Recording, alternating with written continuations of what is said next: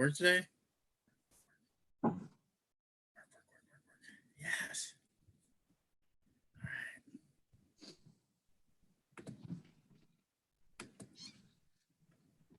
All right. Welcome, everybody.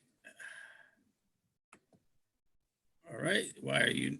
This is a beautiful site, and here we go. Welcome, everybody, to the Pagan Show. We're back here today, and let's do one last little piece, and then we're going to get this show going today. And this is the 5th day of the thing. And if you want to know, welcome. I'm Ed the Pagan on the Correllian Education Ministries Network, or CEM Broadcasting Network. And we're getting you some interesting ideas out there. And today I am with Alfred Willowhawk, and of the White Rayvn Church out of, is it Missouri? It is Missouri, right? Not Kansas. I keep wanting to think of it as Kansas for some reason. For some reason, those two states seem to merge for me.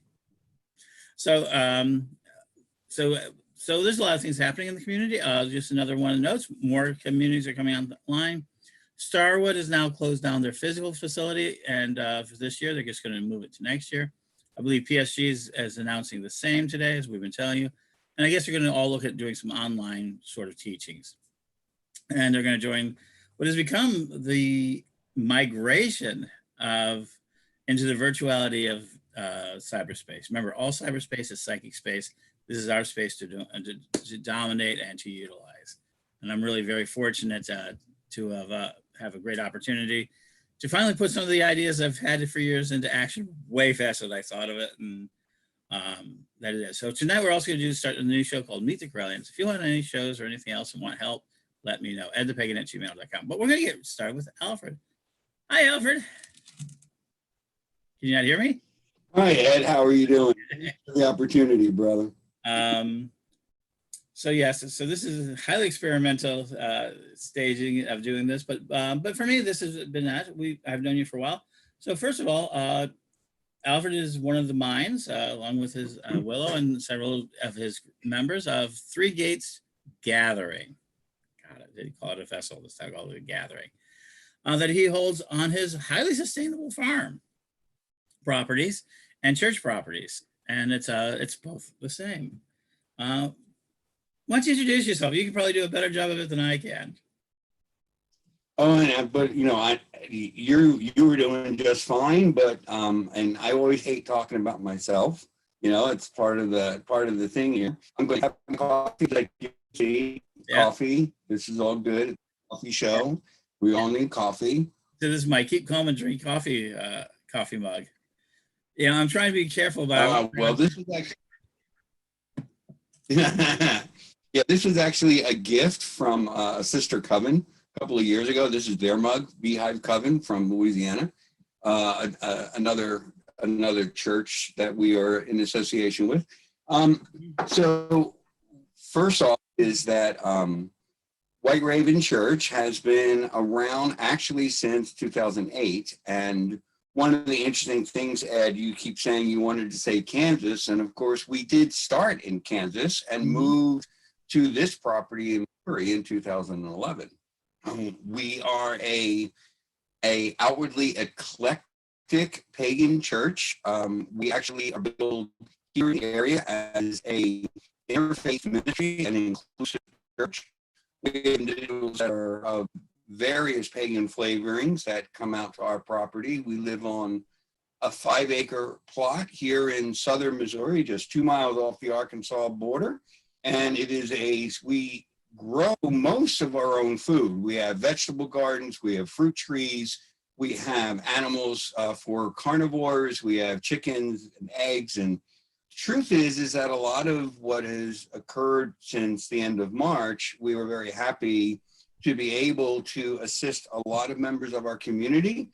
And I don't mean the pagan community or the White Rayvn community, I mean the general community with supplies as things were getting more difficult. Little bit about myself. I've been in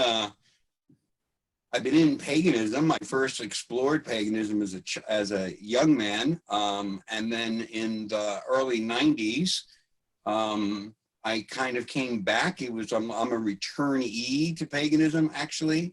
got involved with several communities at that time. I am a traditionally trained third degree. Our organization is listed as a traditional coven as well as a church. I'm also a doctoral candidate at Grand Canyon University, woohoo, go Lopes, in psychology, integrating, believe it or not, technology and education through psychology. And this has been a real boon for me in my dissertation research, all of this, but all these things that we're doing, which is really, really exciting. My partner, Willow Wellspring, we've been together now 15 years. We just celebrated 15 years together just last week. The one day of the year that I go completely offline, April 19th, every year I go shut everything down and focus on Willow. After all, she's a Leo. If I didn't do that, I'd be in trouble. So that gives you a little bit about me. If I can, I'd like to really focus just for a couple of minutes, Ed, on Three Gates, if that's okay. Well, that was the next question I was going to have. So Three Gates is where Three Gates is where we're heading next at the May 28th through the 31st. There will be an online conference. It's going to be combined with Pagan Unity Festival. But Three Gates, let's particularly on Three Gates, which is started out as a bit of a mystery school, if I understand that correct. That is correct. Three Gates Gathering. The tagline is a mystery school.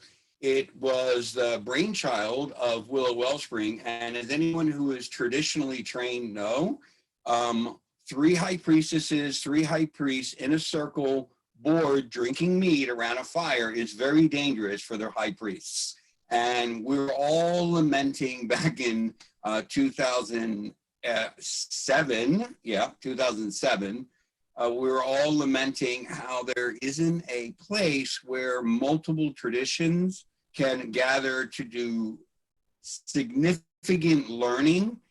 And we came up with this idea that, really learning is a three-part component. There's knowledge, wisdom, and understanding. Where knowledge is just the facts, wisdom is how to apply facts, and understanding we look at as the when to apply facts. One of the things that you're really good at, Ed, knowing when to apply things like what we're doing right now. And so what happened is that we thought this was a great idea, and the three high priestesses looked at each other and said, well, you guys should do something about that.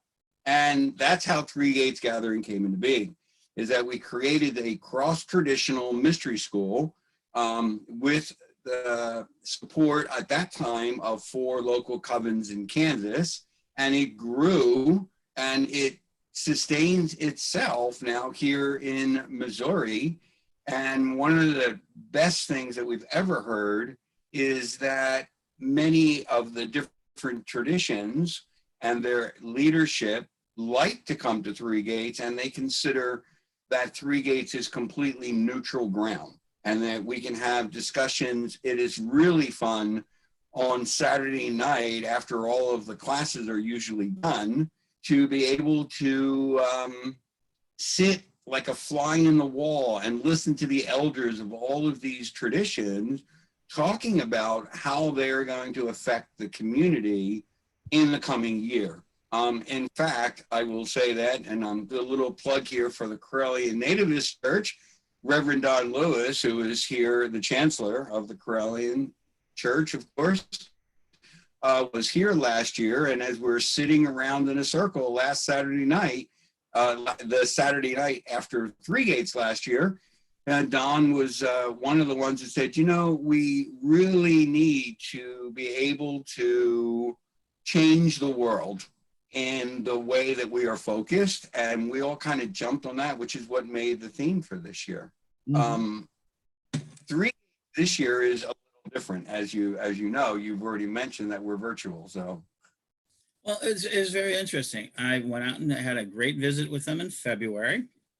Oh, does it seem so long ago? And I was able to go ahead and take some pictures of the farm and began a process of what would become, as people knew that I was moving towards OTs on the top, over the top of the internet, a kind of an entertainment idea.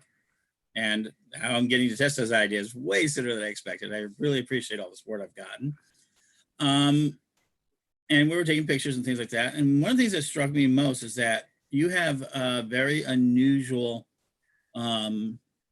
focus for having it, of this festival on a sustainable farm, practicing these sort of ideas. So it isn't just about going out and, and there's nothing wrong with it, going out and just having this big camping, but you're actually in a working environment. You're bringing people into a working environment they get to talk about a lot, but we don't get to see a lot. And that is the idea of semi off the grid. I mean, you're definitely, you have electricity and all that, but much more off the grid than most people expect. And you're able now, as you said, during this quarantine, you've been able to help out a lot of people in your very local community because you've got products. Your property is an actual working property. Can you talk a little bit about White Rayvn, the farm, and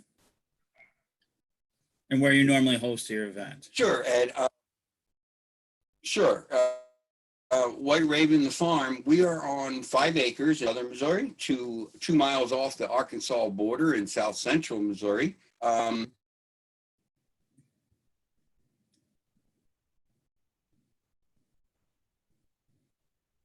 Latencies. Latencies are still one of the things we are working at. There's a lot of traffic in the internet.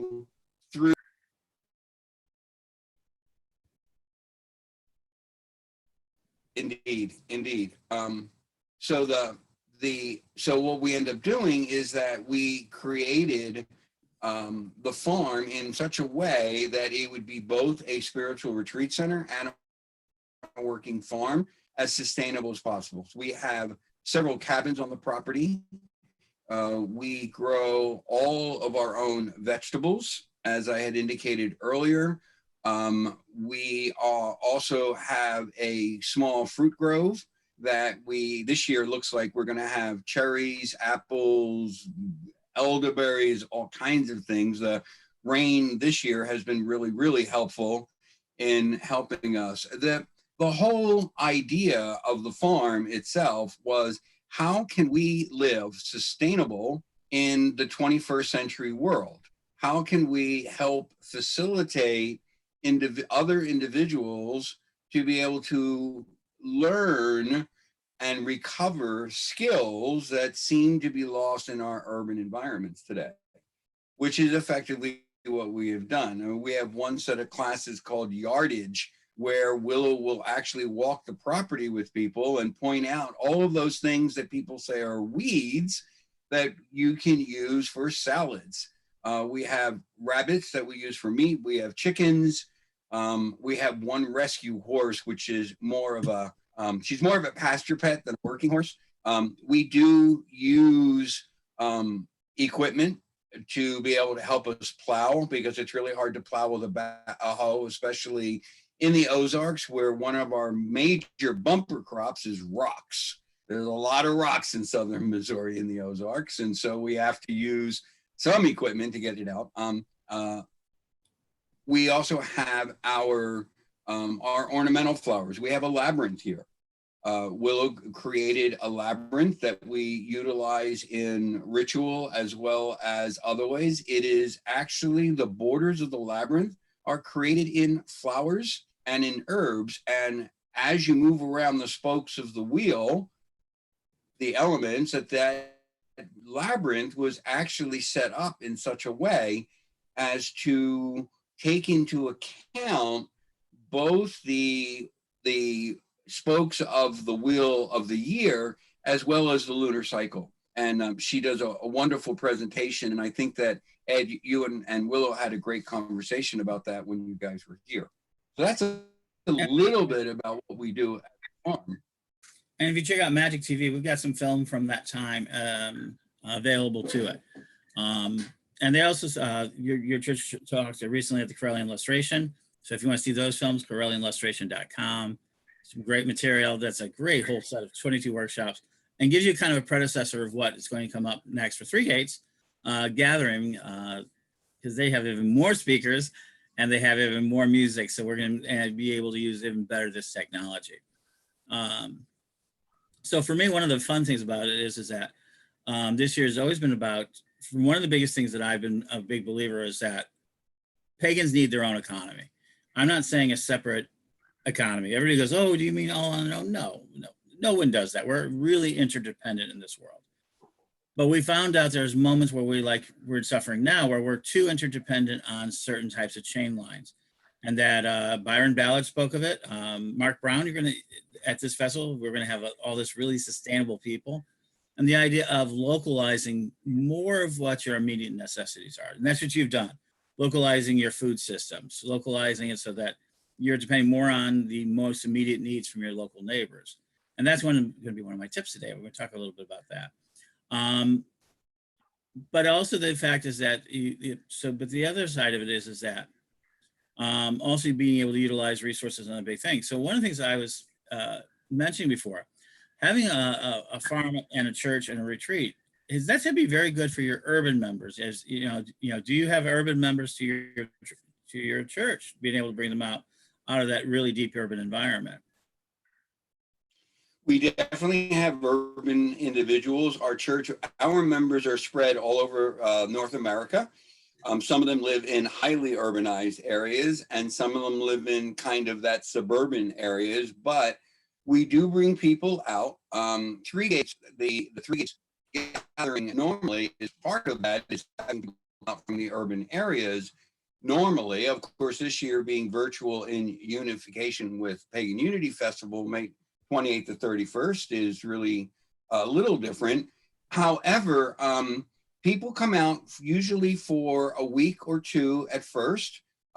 We help them to experience what it's really like to live in a sustainable community that is still attached to the grid. And that's one of the things that you had said, Ed, that's really important, is that to be sustainable and have an integrated economy does not mean that you don't have anything to do. I mean, obviously, I'm sitting in the farm right now, and we're talking on the internet. We have electricity that we generate off the grid. We also have plans to become a little more independent energy-wise. However, we are integrated with our neighbors. And what urban people are surprised at when they come out here a lot of times is that, oh, wait, those are cabins with, air conditioning or heat. And you're still utilizing some of the benefits of modern society without becoming what we call a slave to that society. And I think that's one of the things that we've learned during this particular pandemic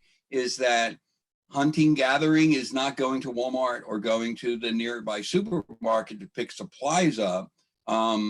It becomes more that people have turned to, well, who has eggs and who has flour. And, I was really amazed that several urban people that we had spoken to and that we had assisted by giving them eggs and flour, beans, yeast, and they didn't know how to make bread.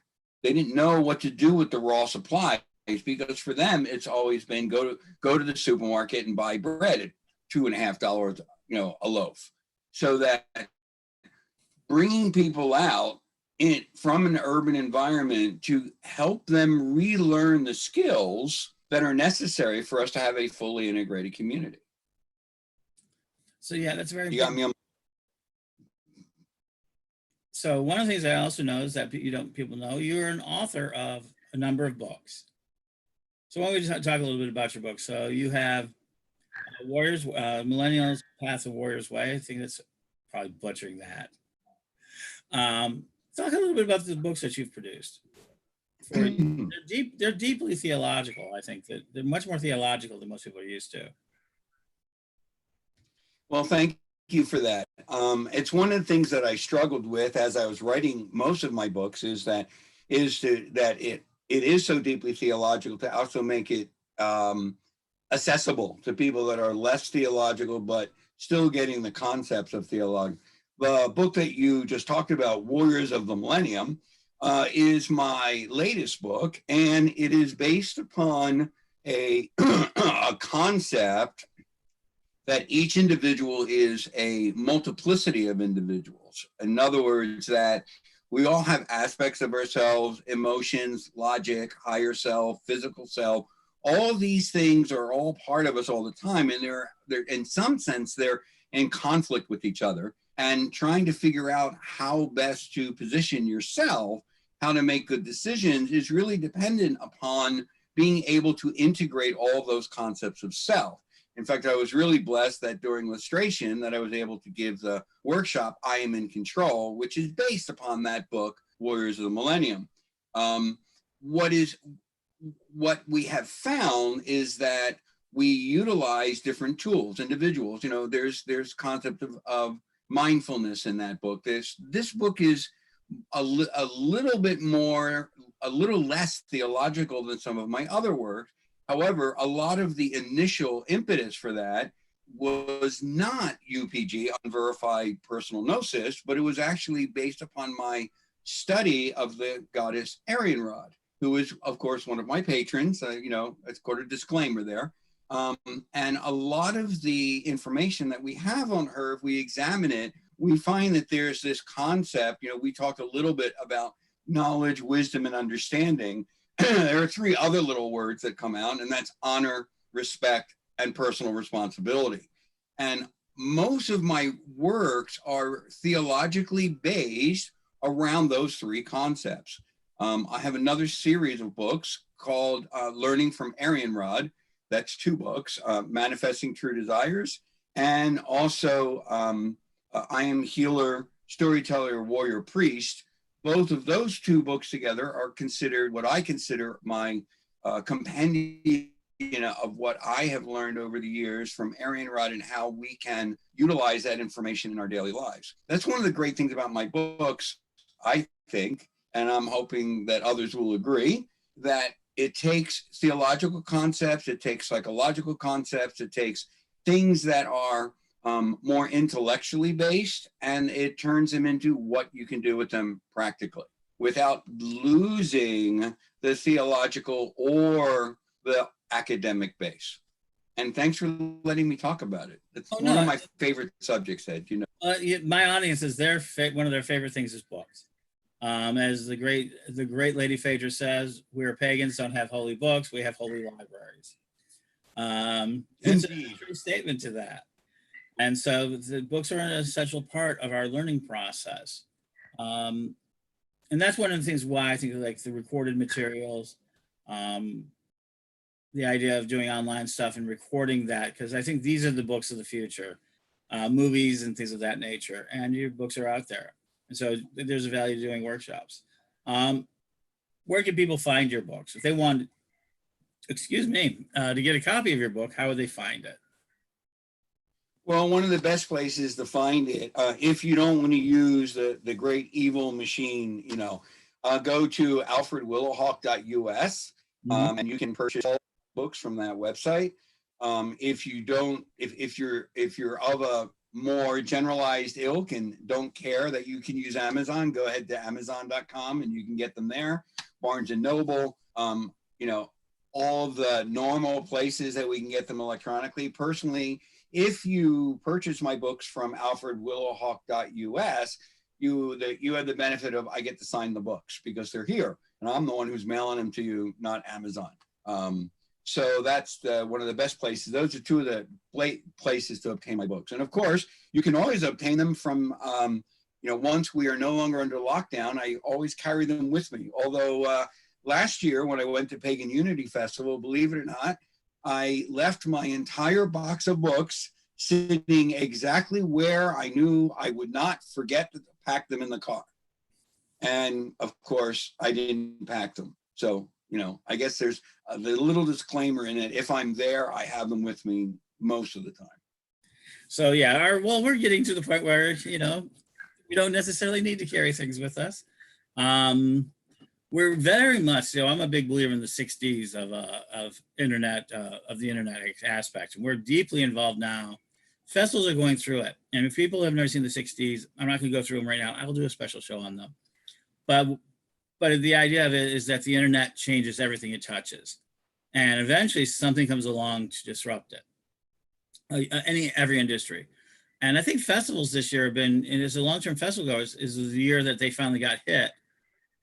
Not by the internet this time, but by, well, it is in the fact that the quarantine and everything else became enforceable across. I think the internet helped create the quarantine as quickly as it did, versus the old-fashioned way of telephones and news and getting on your television and trying to convince everybody.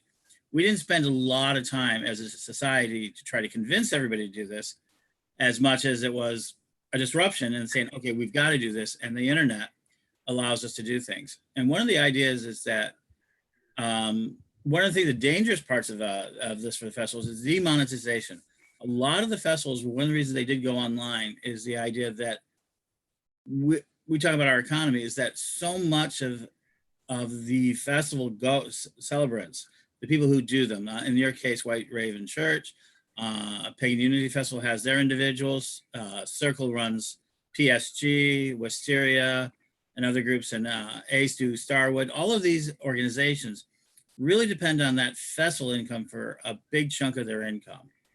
And that, I think, has been one of the things that has been disrupted. And so, because people say, well, the internet's so free, why should you not charge? But they forget that people have to have a certain amount of income and things like that, because Three Gates Puff is going to be $50, right?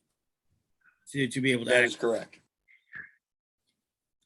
And so people ask about that. So festivals, I think, are representing a large part of our economy. Can you talk a little bit about how it affects, how you see it affecting people, the fact that we've not had this year without festivals? That's what it's going to end up. That's what it is, the year without festivals. That's a really interesting concept, and it's an interesting idea, because this is effective. I think that in history, what we're going to find is that this is going to be determined, and this is going to be called the year of no festivals. And I think that in some sense, as you alluded to and as you talked about, that it isn't that it's a year without festivals, it's a year without personal festivals. And I think what's occurring this year is that people are beginning to realize that you can use the internet for interconnection in an effective manner. There have been some who have used it in the past, have used virtual reality, augmented reality in the past. But this year is this big push, and it is economically driven in a lot of cases. Like ourselves here at White Rayvn, it is true that the Three Gates Gathering and Mystery School is one of our primary fundraisers for the year, which helps us to keep the farm running. I mean, there's always things that need to be done, so that because the church itself is not sustainable by itself, we're also trying to sustain a farm, a retreat center, a food bank, a clothing bank, all of those things, which we are doing. And so what I think is really happening here is that, yes, it is the year of no festival, but I also think it's that complete wake-up call that we can use the internet in a sustainable, effective way. Now, we do have that new hump. It kind of reminds me of the hump back in the 90s when people were saying, oh, you shouldn't charge for magical training because that's part of everybody's ordained. Don't charge for magical training. But then there's always been this caveat that, well, tarot readings are okay because you're paying for the service and the time of the person, not for the reading. And I think what we've got here for this year is that we're running into some of that. And even just economically, people are not as economically secure. We have many millions of people right now that are on unemployment. I read a report that I'm not 100% sure of the reliability of that particular information, but they're saying that that there are possibly close to 3 million people on unemployment in the U.S. today. And with that many people on unemployment, the official number is 30.6 million. We are basically, wow. Okay. We're exactly into depression numbers. People don't realize it, but we are now thrown into depression numbers. We have oil that has barreled out to the point where nobody can buy oil. The number one economic unit in our country is now zeroed out. There's so much oil out there that no one's actually even buying it. We have 30.6 million people asking for unemployment benefits. We have the highest unemployment rate. We're really looking at and this is what I think people don't understand. When you live through uncomfortable times and we're doing this, people don't realize that we have now triggered another Great Depression, potentially. It depends on how we come out of this in the next couple of weeks, a couple of months, and how fast our economy moves. And that, I think, will be largely dependent on how people feel. I do think that, and how the resources get moving again. People are always saying, we're only 2 paychecks away. Most people are 1 or 2 paychecks away from devastation. We're finding out corporations are only a month or so away from their not-for-profitability. And that's what gets us back to some of the idea of what I think the pagan community, I think, is thriving to a large degree under these circumstances because of actions like you talk about, the idea of sustainability and the idea that we do have these sort of teachings, and that we have been we are a low resource, high touch community economics. I tell that to people all the time, that we're low resource, but we're high touch. And you are too, you deal with that. So psychologically, so you're so much into the psychology, not just technology and teaching and the community, where do you think the community is going to go? You were involved with a lot of the leadership. I mean, Alfred is one of these invisible, I'm less so, but I'm considered kind of an invisible man to a lot of people. Alfred is far more invisible than I am to the community. And what I mean by that, he works with a lot of leadership. There's a lot of people who know him, but the average member of the pagan community don't necessarily know who he is. And that's why I'm really grateful to have him on. But can you talk about, how do we, as a psychology, as we're going to go forward, there's going to be some really tough times for people. How can we as leaders, not just pagans, but leaders, especially thought leaders and religious leaders, and sort of, I guess, at the end of the day, a good pagan leader is really an emotional leader that leads our emotions to a better place. Can you talk to that? Sure. Thank you, Ed, for that one. Thanks for that little plug about me being the invisible man. You know that's what's going to stick. That's going to be the soundbite. For the next 20 years, we're going to have that Alfred is the invisible man. Anyway, that's all good. I really do appreciate it, actually. It's interesting because in psychology today, I mean, there are a lot of conversations in the academic community right now about how it started out as how do we deal with motivation? Pardon me. How do we deal with it? More coffee. Yeah, coffee is the cure for everything. No, don't. No. Yeah, pretty much. A very good thing. Well, we got finally cleared that stuff out for today. You got me all excited, Ed, because now we're talking about my dissertation study. So I'm like, oh yeah, here we go. Of course. It's all good. So it actually started out that, and one of the beautiful things about this to me is that Witch School, which again, as you say, a lot of people don't know about Witch School, but you have been dealing with things in what we call a massive online program, MOOCs and LMS, learning management systems. You've been dealing in that for many, many, many years. You're one of the first, as far as I know, that was ever totally driven technologically in terms of your school. What we have is that many schools, initially we were talking in a MOOC environment and learning management environment about how do we maintain the motivation of our students without the physical contact between instructor and student. Traditionally, a lot of the motivational studies showed that it was the interaction, the communication between professor or teacher and student that assisted in mitigating some of the issues that you have with schools and education, which are always driven by rewards and punishments. Grades, if you do the work, you get good grades. If you don't do the work, you get bad grades, which is considered an extrinsic or external motivation.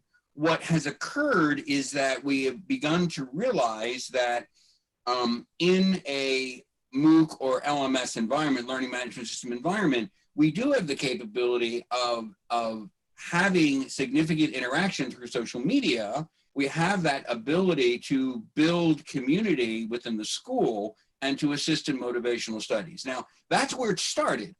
What we end up now is that technology can either be a benefit or a hindrance because of social media, because of the way that we interact, because of people that are homebound.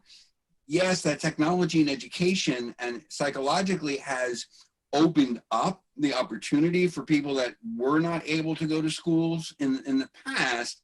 However, it also increases the levels of stress, and it also points to the disparity of individuals. And we're finding that now, that many low-income individuals are not able to access those public school scenarios because they don't have good internet. My own university, Grand Canyon University, actually, as they closed the school down on March 31st, they gave laptops that had been donated by Dell and a couple of other companies. They gave laptops to students to be able to continue their studies electronically.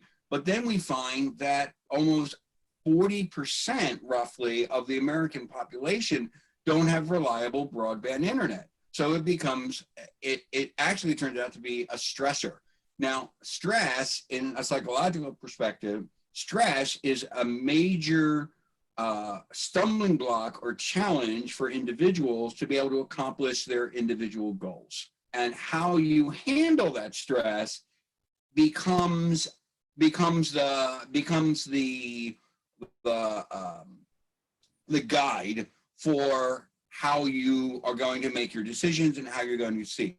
So the real question, that's the background to your question, which is how do we as pagan leaders deal with that particular scenario? And what do we do? Pagan leadership is unique in that we, as you had mentioned, that we have always had a lower economic footprint for the most part. We know how to do more with less. Let's just use that phraseology. And as leaders, we are uniquely qualified to help individuals to learn, which is one of the reasons we do the things that we do, how to live in a more sustainable way and how to do more with less. On the other side, we don't have a lot of formal training, let's put it that way, for pagan leadership in the psychological construct. And I use that in a psych academic term. By that, I mean the universe that is created. How do we operate for emotional support, beside physical support, emotional support, intellectual support? We've done a good job intellectually. And it's really hit or miss. And I hate to put it that way. It's hit or miss in terms of emotional support. One of the things that I always think about is that in general, most pagan structures are built on the coven. And the coven is a group that is between 10 and 13 individuals. And then you have a single high priest or high priestess who helps those particular individuals. And that works. But what happens when you convert to a church? What happens when you convert to a movement? You know, the Corellians have done a good job in how they have been able to get the training to their people. When you've got 40 people sitting in a room, a single high priest and priestess cannot possibly serve the emotional needs of their entire community. And so we've had to learn on the fly how to create clergy with effective training in supporting individuals, more like becoming life coaches, which is its own kind of subgroup within the psychological field. I could go on for another 2 hours if you want, Ed. We don't need to. I think you've got it. I think that we at some point should do work. We're going to probably tap you onto doing some workshops. I think there's some very real value into looking at the idea of coaches, as I've mentioned before. So by my titles, you would think that I was, in more traditional systems, I should be like, because I'm first elder in my tradition, which I'm very honored to be. I lead a group called the Paladins, which are which we're developing to try to be a protective unit to try to do some things. But you would think that, you must know all this theology and you must know all of these rituals, and I'm not. I'm actually very much. I'm not. I'm okay at ritual. Okay, I can do it if I have to, but leading large ritual kind of flusters me. But then how did I become, as a non-traditional leader, become part of the thing? And that is, I think I have very much a coaching style. I'm very much a supporter of other people's messages. I gave a speech of it. Being number two is sometimes better than being number one. oftentimes I don't necessarily have to have the message. I know that a lot of people have great messages. And so I'm always in support of this show, Ed the Pagan Show. It's not about Ed being a pagan, it's about all the friends that Ed has that he thinks people should hear. It is, it's true, absolutely. If it wasn't for other people helping me entertain people, I'd be in trouble. But it's true, it is. And so that I've gotten very fortunate to be able to speak with people from every level of leadership on this idea of coaching, an idea of being an assistant, of being, let's find the resources, because that's where my mind works. I'm an executor. Well, I have visionary, and everybody knows my whole prophetic dream process is bizarre beyond belief. I agree. I do believe in science, but one of the things I think that you talk about, this sort of physical media, I think that's one of the things I think festivals have given those members who subject them to it. I think that is the one time a year, and I think this is that idea of touch as being an essential part, smell, tasting people. I know you lickers are out there. I've been licked by too many people out there in the baking community. I'm teasing. Kinda. But being able to be touched, be able to hug, to be able to know that this group of people there, and even if it's only once a year, it seems to be a really important aspect of how we can get communities, especially for like people who are in covens and circles and the smaller groups at home, which are very family oriented. Then you get out and you go meet your clan. I've heard so many people call it, you go meet your clan, your tribe. Tribe is number one, going home. So how are we going to get, and the internet's been great. It's going to give you some of the visuals, but how can people, what can people do to make themselves feel better, not getting that very physical, that very visceral experience this year? That's a really good question. And there are probably many answers depending on who you talk to. For me, one of the experiences that I have, and as I talk to people who have gone to online rituals, like the opening and closing illustration, that we can still touch energetically. And what I mean by that is that one that we know physiologically is that when you are looking at something on the screen, your brain doesn't necessarily know the difference between looking at it on a screen and looking at it in person. And what I mean by that is that it is found that for individuals who participate in online rituals, that a lot of times that they still, if they keep their logical mind out of the way, that they still feel that energetic connection with others, because physiologically, your brain doesn't know the difference. Your eyes see the same thing, whether they're looking at an avatar, whether they're looking at a screen. For instance, even right now, Ed, is that I, on my screen, am seeing myself talk, which is a little disconcerting, but I also have a little window in here where I have you. And I still have that interaction with you that I would have if we were sitting across the table from each other, because my brain, the eyes, don't know the difference. It just means that you're a little farther away than normal, and you can actually hear me without me yelling, which is even better. And so that we have this, so one of the ways is to open yourself up to and participate in these virtual rituals and virtual festivals. I think that's one of the successes for Magic TV is that, and for Reverend Don's vlog, is that people get to see him and to still gain that information, so that I don't view that the internet is actually a barrier at this point with the advances in technology that we have now. I view it more as an enhancement for us to be able to have more to do with people farther away. I know that for illustration, we have people in the Philippines, and I know that for White Rayvn and for Three Gates, the Three Gates Pagan Unity Festival that we're now getting ready to do at the end of the month, that we have people who have registered in England, people who have registered in Australia, people who have registered in Ontario, people who have registered from British Columbia, all of these different places. And you say, well, why bother? Because you're just going to be looking at it on the TV. it's different, because there is still, it's important for us to have the ability to interact in some way. And believe it or not, even the little chat boxes in some of these, and like here in Zoom and in other applications, is still a way to have interaction. As you are well aware, and as what I found during illustration was that when I was doing my workshop for illustration, is that the comments that were going on in chat, I actually felt like I was in the room with all those people, just as if I was standing underneath a canopy out in at a real festival.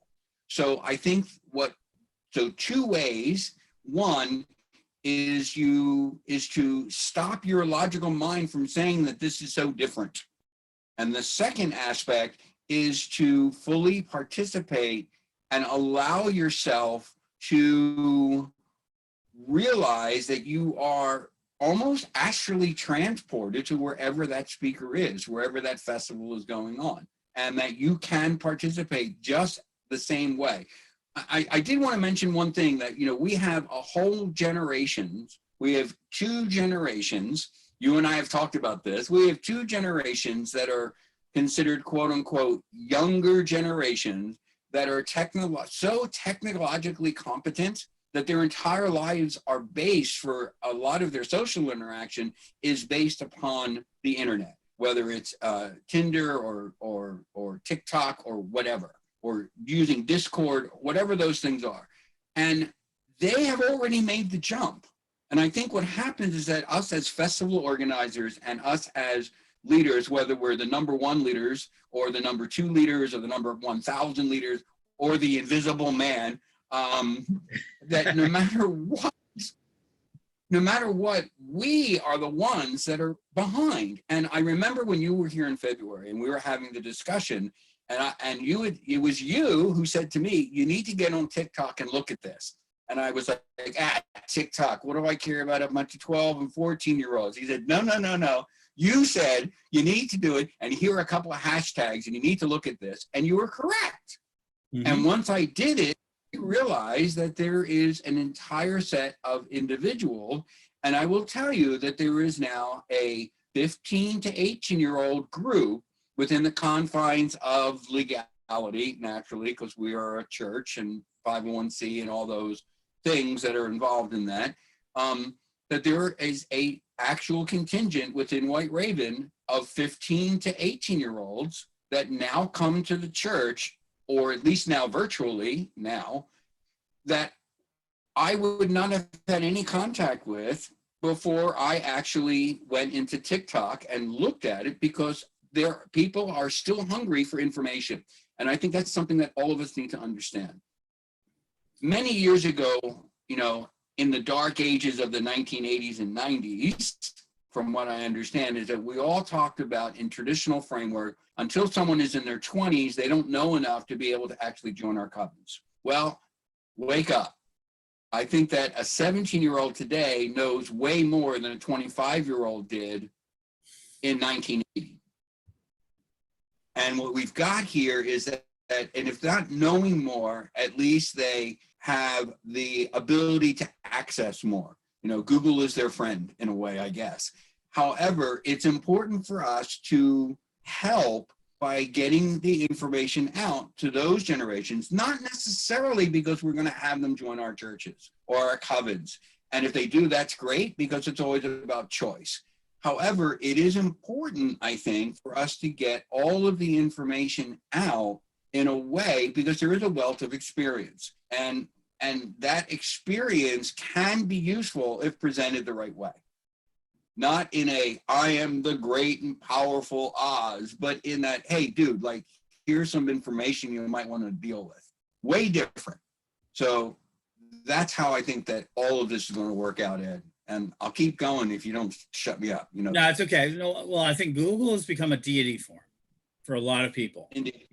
In the sense of, you go to the altar and you ask it this question, and it becomes the great oracle.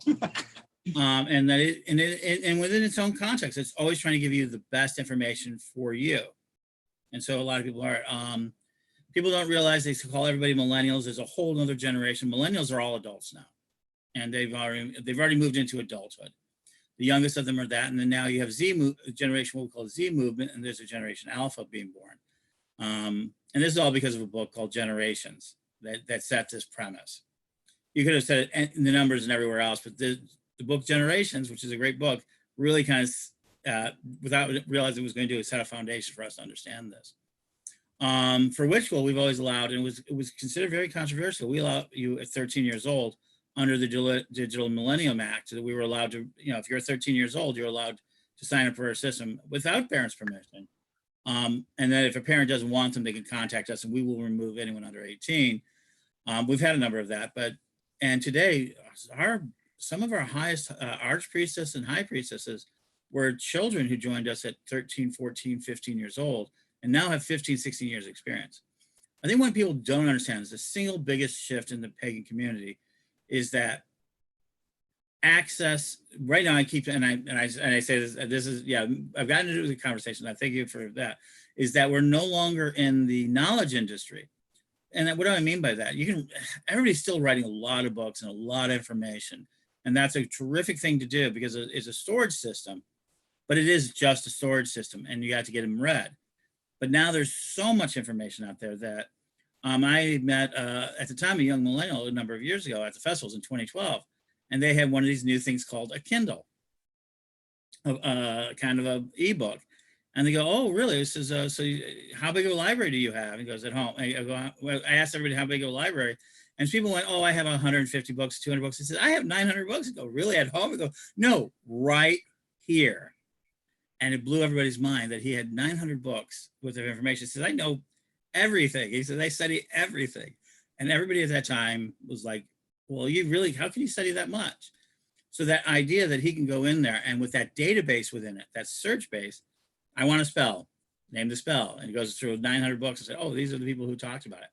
So the book people, the people who've written the books, the leadership that says, oh, you need to study with me. I go, well, I do. I have all your books.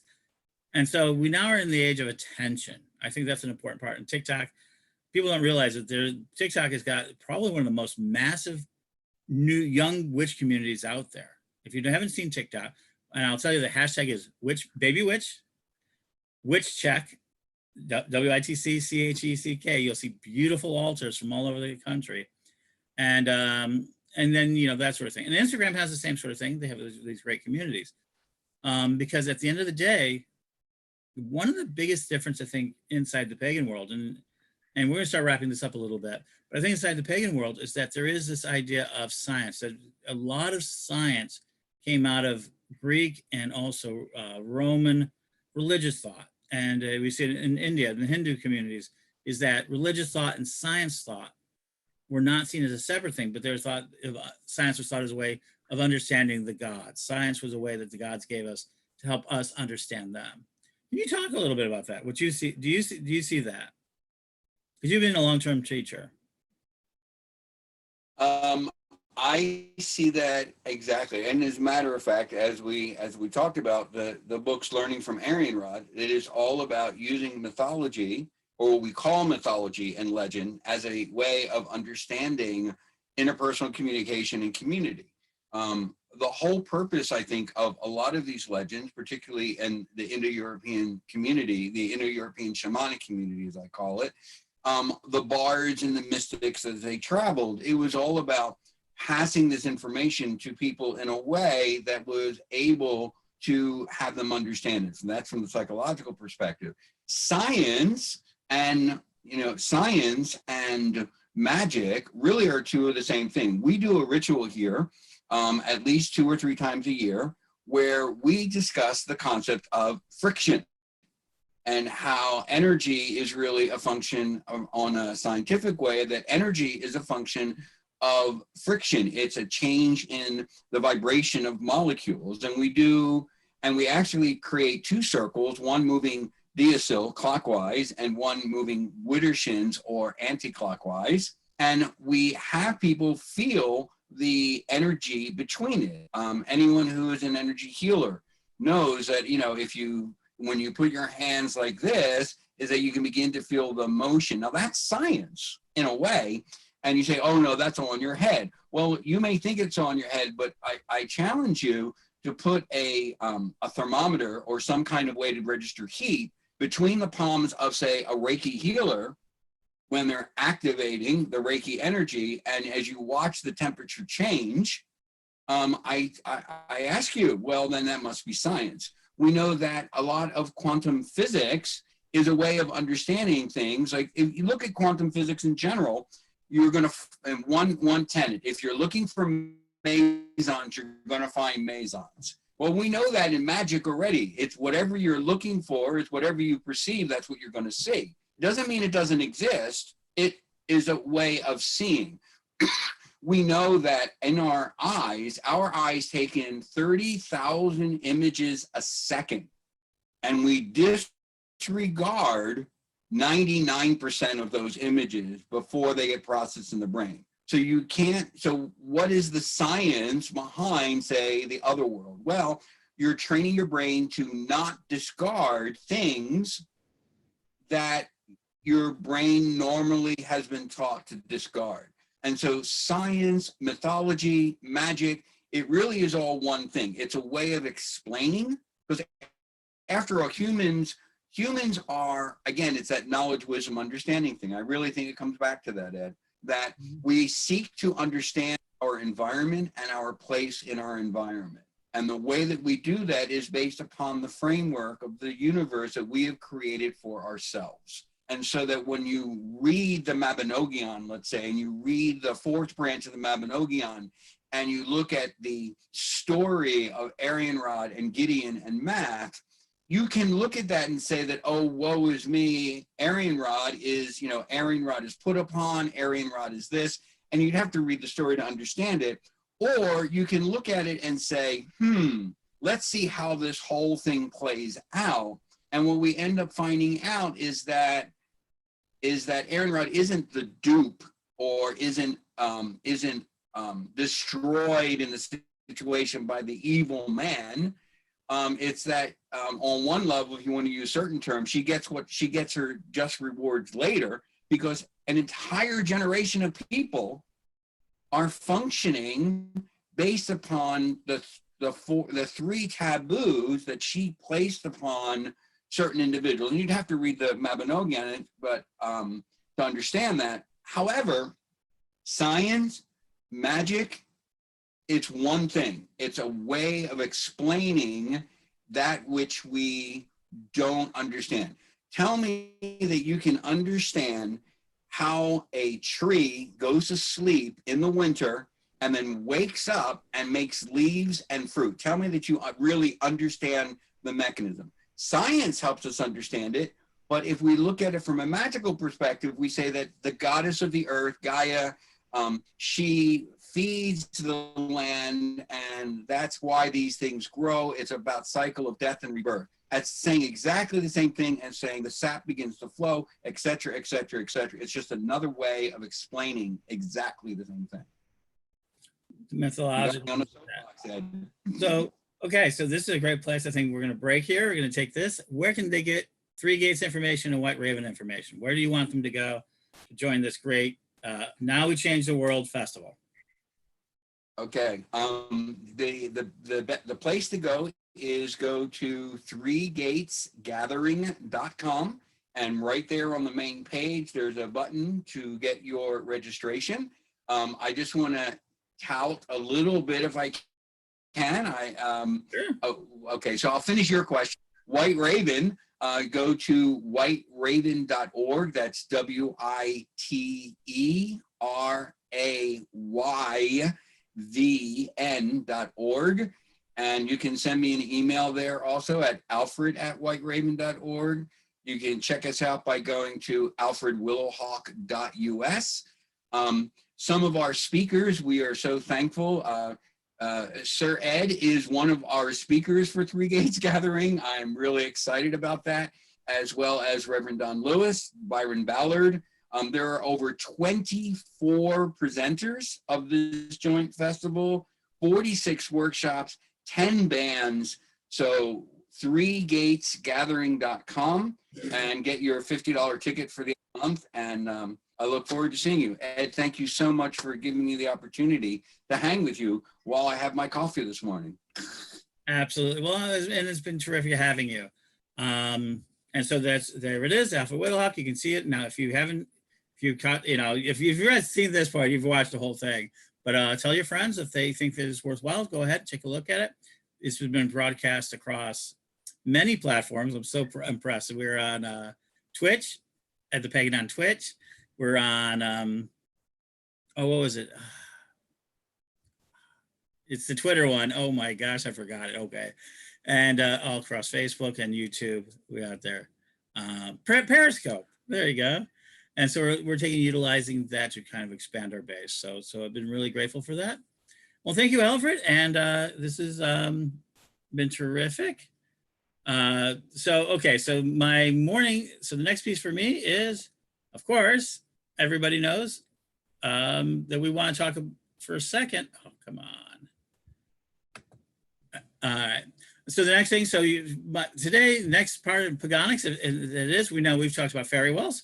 I think fairy wells are a very important part of our magical aspects of it. And I told you, and I mentioned the young lady who's already come back and said that she raised $7.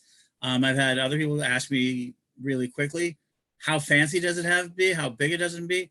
It's like anything in magic. The bigger the well, the more that it'll grab its attention, but certainly something on your tabletop. If you're a pagan pride, just do something on your tabletop. And does it have to look like a well? Well, it has to look like something that people can identify. And so you really wanted to go out there. So people ask me, how do you find that? And so you go out and you lay out a blessing to your fairy folk, candy, or whatever it is that you think your fairy folk want, and allow them to kind of come into your dreams. Don't eat their food, though. Remember, you don't want to eat their food. I give them ours. People have joked about this to me, but it's true. And so now you're going to go out there and you're going to go ahead and give them some blessings, and let them come in there and let them show you what they think the well that they would like you to do so. If not, traditional well, a little roof hat, a little bit size, people want to know that. And people will loosen up their coins in their pocket and give them to you. And a lot, it may not seem like a lot of coins on that. We talked about earthworms, which I will be talking at Three Gates Festival about yesterday. Yes, really, look at the price. I mean, it's the most expensive cattle in the world. And that's how it's described in most states. It's called miniature livestock or mini livestock. We talked about honey, and I still think that honey is a big important part. Talk to beekeepers, start to make up a relationship with them. That beautiful wine label, I think is going to be a really important part. Hopefully I'll get a chance to choose some of it. So today, my fourth aspect, and I think this is the last aspect of where I think city dwellers can be, start to plant, pot, grow some food. Right now, especially up in the northern environments, go ahead and get yourself cherry tomatoes, easiest one to grow. If you really like cherry tomatoes, they're pretty expensive. They're $2.99 for a 16 ouncer. A plant of it, if you buy a pre-cut plant, it's usually between $3.99 and $4.99. You can probably get a plate of 4 of them at most of your hardware stores, and love you to go organic. Love to have a different kinds of things, but don't make that your consideration this year. Get something. Yeah, don't worry about it being, you can work on being it more organic and better off and doing so. But that sort of thing, and next year we'll talk about how you can do seedlings from that, and we'll talk about seed saving so we can do some of that. But go out and get things, and if people have asked, what's the easiest ones to grow? Herbs, such as small herbs, oreganos, and things like that. Those are very expensive, high-end commodity items that are very, very easy to grow. Cherry tomatoes can grow in pots, a 5-gallon or 10-gallon pot. A single cherry tomato plant can produce usually between 5 and 10 pounds of tomatoes throughout the year.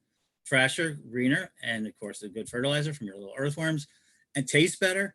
And that'll save you, if you spend $5 for the plants and $5 for the setup, that will save you. If you get 5 pounds of tomatoes, that'll give you a profit of $5 to $10 in better food and better control, because we're going to start seeing that sort of thing. And you can grow anything that you like. So go out there, think about your growing, even if you're doing a pot growth, if you're going to do small amounts, growing even a small amount of food will make you feel better. It'll make you have a sense of accomplishment, a sense of wonder. And surprisingly, it's another way to keep more physical dollars in your pocket while feeding your family. So that's my recommendation today of how to build a better economy based on Mother Nature and Gaia. Let her give you her abundance. So go out there once you get a chance to and start to grow. And if you have a bigger garden, that's great, but pots is really easy to maintain. So that's my piece today. Tomorrow, We're going to do a question and answer period, and we're going to do, going to go open this up. We're going to let more people come into the chat room. We're going to open it up, and we're going to have a really good time with that. I think this is going to be a very interesting sort of thing. I'm going to answer question and answers for the end of this first week. But tonight, join me again at 9 p.m. for my first episode of Meet the Corellians. We're going to be talking to Reverend Apu, also known as Rolando, and his battle of censorship out of the Philippines of getting out his message of peace. He's had a really hard time of it. So we're going to talk to him, and part of our starting to open it. You don't know how much potential we have. If you're interested in a show, if you're interested in being a guest on my show, or just in general, write me at edthepagan@gmail.com. Contact me almost anywhere at the same name, because we really need your help to make this into a great station. Have a good day, folks, and thank you, Alfred, for being here, and blessed be, folks. Enjoy the day.